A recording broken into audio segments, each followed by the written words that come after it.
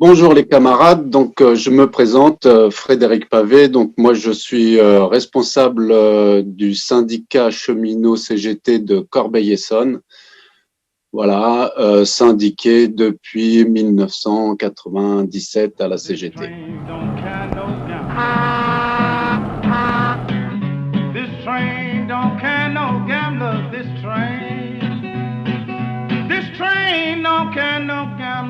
Le renouvellement des rames est une bonne chose pour les usagers, mais c'est pas ça qui permettra d'avoir un service public efficace comme nous on l'entend, puisque effectivement d'un côté on annonce voilà des nouvelles rames, des investissements, mais d'un autre côté on voit bien que quand même malgré tout petit à petit on perd des effectifs.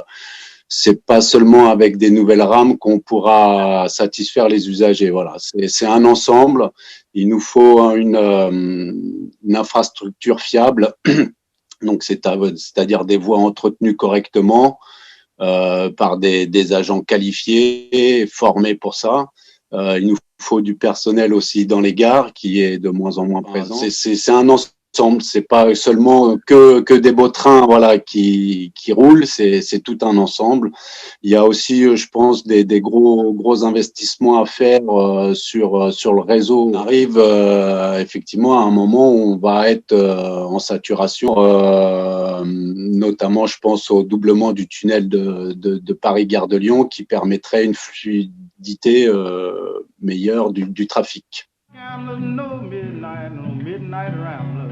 À la CGT, on y tient, c'est cette notion de service public, un service qu'on doit rendre à la nation, à toute la nation, sur tout le territoire.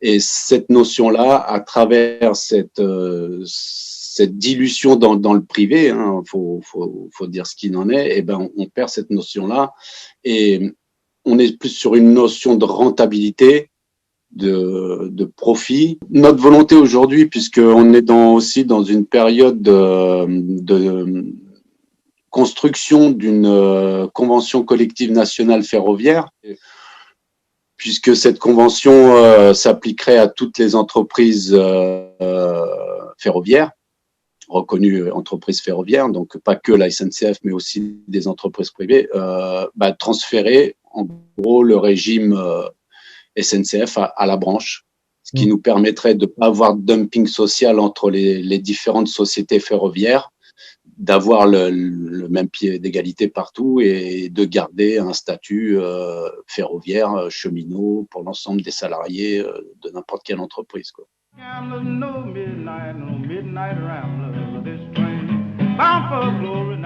Que malheureusement aujourd'hui, l'ensemble des politiques ont donné un peu cette idée, sauf les politiques de la vraie gauche.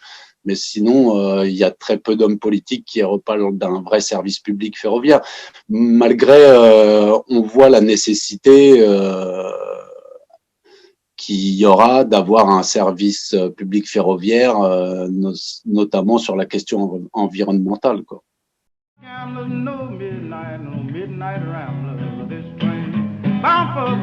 Donc on a 2 camarades syndiqués sur Paris qui ont été contactés par les autorités voilà, en disant qu'ils allaient être convoqués. Donc il y a une camarade qui a été entendue dans le cadre voilà, d'une opération qu'on avait menée sur un péage sur la A6 durant les actions de grève de décembre là sur les retraites qu'on s'est dit. Et là donc fin de l'été là, donc les camarades ont été contactés en disant voilà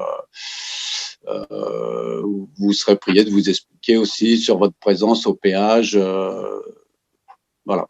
Alors, manifestation non autorisée, rassemblement non autorisé. Donc, mais alors, ce qui nous étonne, c'est que c'était des actions interprofessionnelles et que pour l'instant, les seuls cas voilà, remontés, c'est deux cheminots de Paris Sud-Est, bizarrement. Après tout ça, oui, on sait que c'est dans la continuité voilà, de l'intimidation qui se passe partout, hein, que ça soit dans les entreprises, voilà, dans la rue, les violences policières qu'on a fait aux manifestants. Tout est bon aujourd'hui pour intimider les militants à être en action. Voilà, hein, faut être clair. Aujourd'hui, on est une vraie gêne dans le paysage. Le syndicat et notamment la CGT fait peur.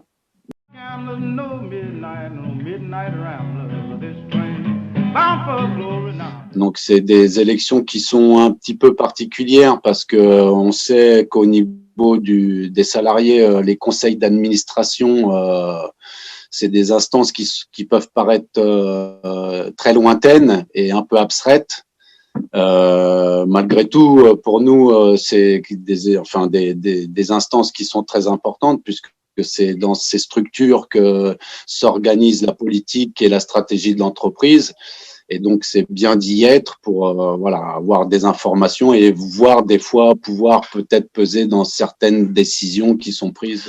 Donc là-dessus, on s'était préparé au niveau de la Fédé puisqu'on a lancé un gros travail dans chaque syndicat et pour pas louper ces élections, notre mot d'ordre dans un premier temps, c'était d'insister d'avoir notre corps électoral syndiqué qui vote. Tout ce travail nous a permis, voilà, au niveau national, sur le groupe SNCF, d'augmenter de 2,05%. Et sur notre société anonyme réseau, augmenté de 3,22%. Et ce qui est intéressant aussi, ce qu'on a pu noter, c'est une augmentation des votes cadres en notre faveur. Ils voient bien qu'il y a quand même, je pense, un souci. Après, il faut qu'on transforme tout ça par de l'adhésion, par de l'engagement aussi militantisme.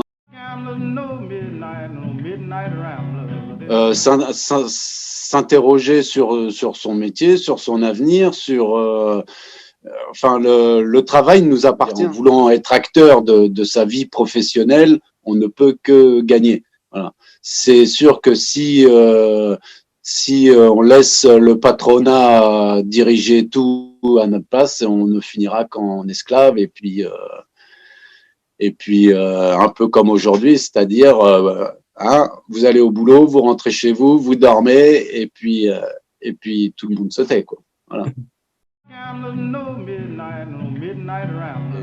La grande question, nous, qu'on a posée, c'est voilà, c'est demain, faut pas que ce soit comme aujourd'hui. Je pense que la grosse bataille qu'on aura à mener, c'est voilà, comment sera fait demain, puisqu'on voit à travers la crise du Covid que le modèle libéralisme-mondialisme a ses limites, hein, avec tout ce que ça peut engendrer.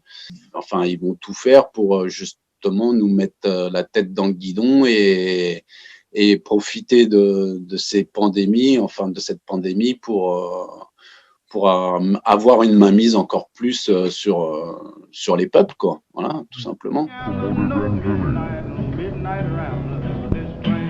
Bound for glory now.